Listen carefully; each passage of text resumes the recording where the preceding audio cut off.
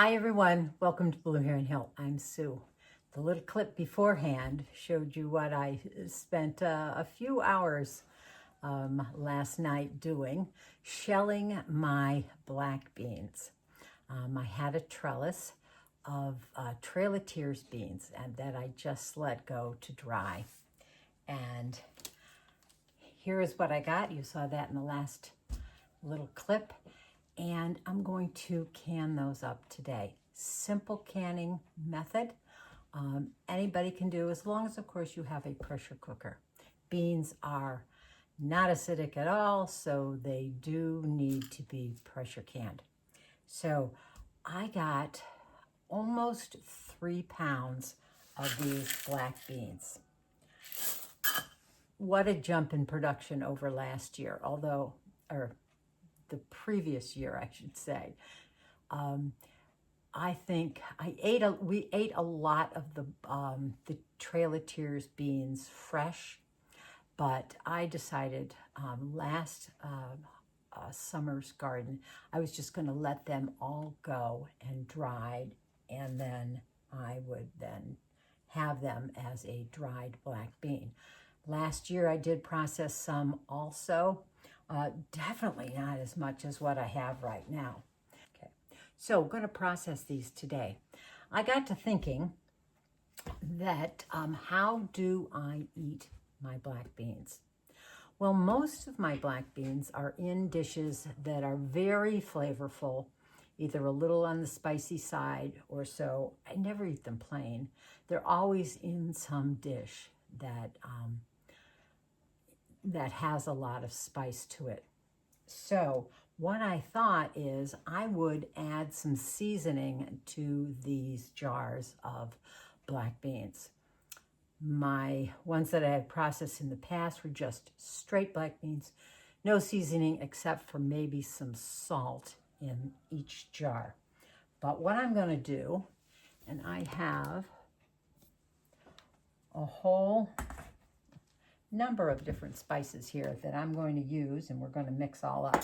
I did mix a few up off camera, but I thought I would double this because this will actually work as a great taco seasoning mix. So let's get started with that. Right, first of all, I'm going to start out with some cumin, and I'm going to start out with let's go with 2 tablespoons of cumin. I've got some oregano from my garden, and we're going to do 1 tablespoon of oregano. Have some onion powder. This was from onions that I dehydrated and then ground up. So, and we're going to put in 1 tablespoon of that. Next comes garlic powder, and this was from garlic that I grew in my garden. This was from, I think this was from 2023. Last year's garlic is still going strong in my pantry. But within a month or so, some may start sprouting. So I take them then and dehydrate them and then make them up into a powder. So, or also another way is to just freeze the whole cloves and then take them out as you need them. They're already squished and mushy, and you don't have to worry about the peels. The papers slip off really easily and they mash up perfectly. So that's another way of preserving garlic. Okay, for garlic, we need, we're going to put in, a nice heaping tablespoon of garlic powder. And next, we're going to have chili powder. And I'm going to put in 2 of chili powder, tablespoons. And we have some black pepper, and we're going to do A little less this time. We're going to do about a teaspoon of black pepper. And it looks like all we have left is paprika. Okay, and we're going to do 2 tablespoons of paprika, give or take. Now this is all done according to your taste.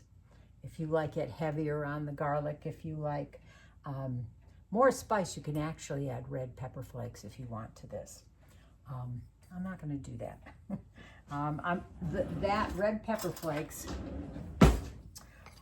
will be added if I need it in any specific recipes.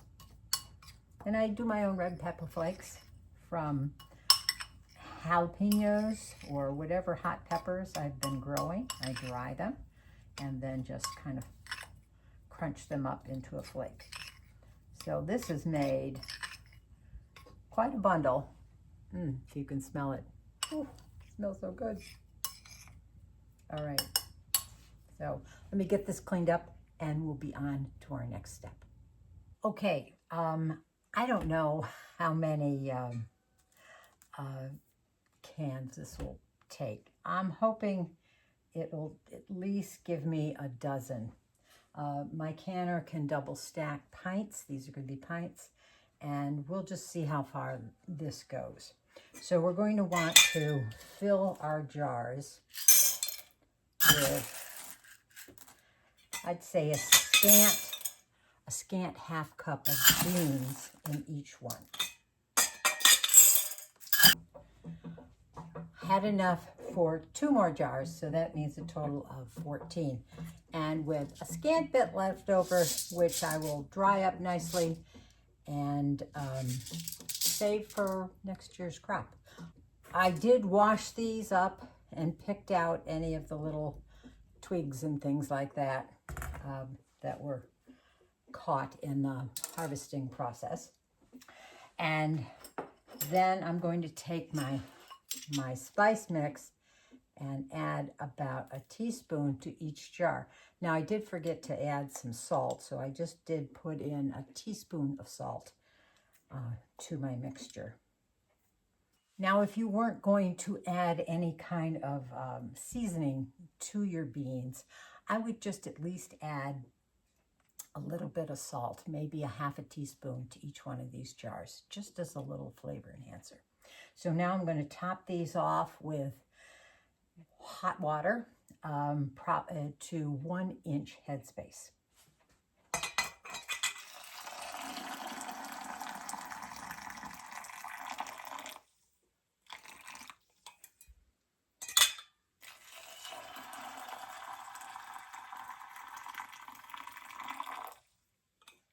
Never assume that they're just beans, that there isn't some water or air bubbles trapped down in here. So I'm going to give these a stir to debubble.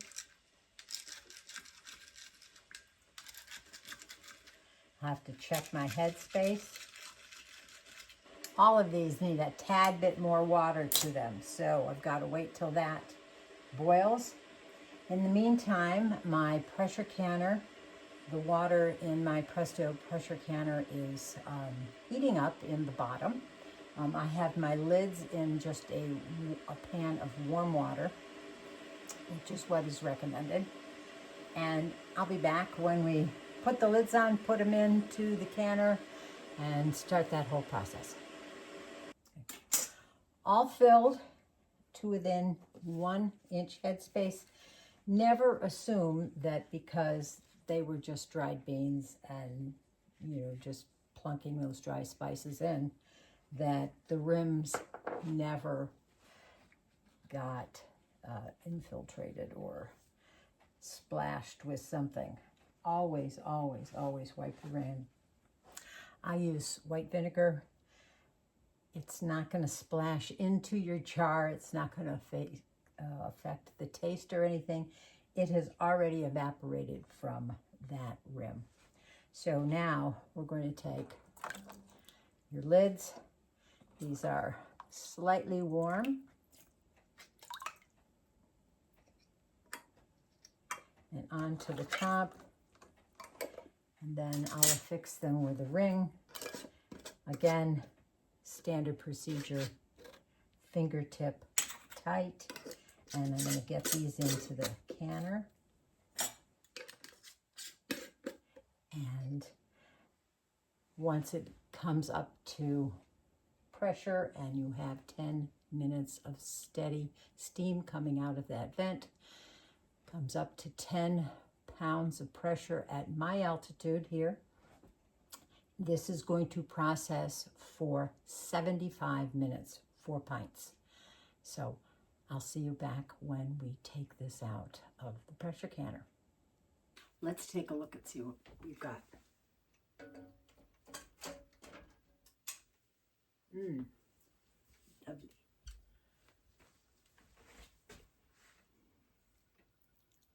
That's hot.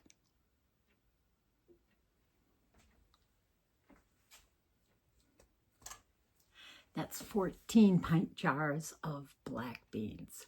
So I think I'm all set for the year. At least I hope so.